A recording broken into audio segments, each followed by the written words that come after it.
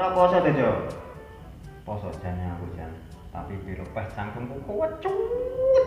Ndak betah untuk merokok aktif gila aku. Baik. Lha iki diwacang kiai koyo ngono. Mosok titik ora digawe. Nah ngerti lho jan jenenge gila kok. Baik. Berarti wedek ini urung paham tenan lho. Anu Jo, sak senane poso iki piye? Urung paham kowe berarti. Yo lek sak pengertianku ki poso ki ngempet luwe karo mangan sedina blek. Iya. Cowek men kuwi wawasanmu mek sakmono tok kowe. Lah terus apa ta artine poso sak tenane iki jan? Wah, bakal dawa iki Jo. Poso ki asline ngene Jo. Menurutku Jo. Poso ki ngeposne rasa. Jadi awake dhewe seakan-akan transfer rasa ning gone sing kuwasa. Ben diparingi rasa welas karo asih. Jo. Dalek babakan ora oleh mangan karo ngombe. Ngono kuwi mau asline mek ngurangi jatah mangan saben awan tok. Lah berarti iki untuk ujian ya untuk maksudnya iki untuk ujian sak tenane mung latihan ngene iki. Lah apa kok mek ngurangi jatah mangan awan tok iki jan Lo, ndak paham neh bocah iki.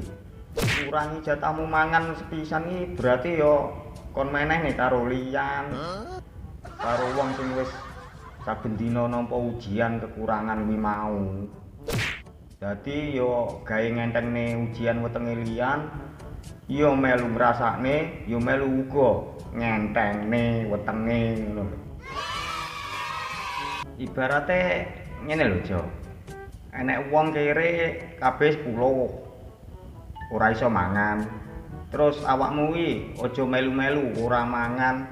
Lek ngono berarti awakmu dadi wong kere sing nomor 11. Malah dadi bebane wong liya ngono kuwi. Kuwi jenenge ngece kowe ngono kuwi. Dadi ngene, Jo, tak tenane.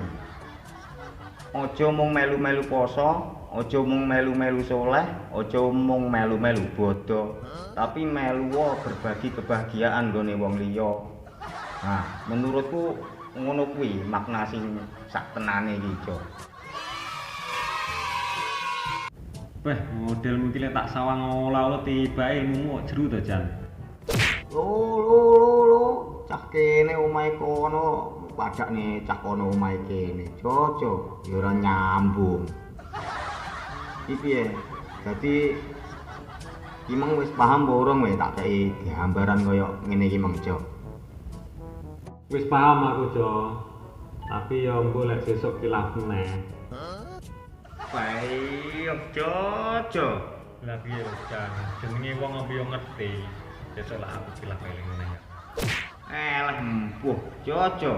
Mangkah kilap-kilap kene lho. Ndeyasku wis mules ngrasakne kowe. Ndak kuat ngempet ah wis. Tak ngalih aku. Yo.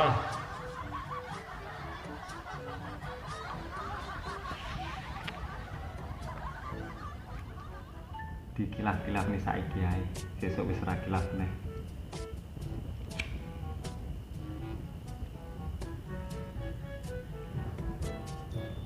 Seger.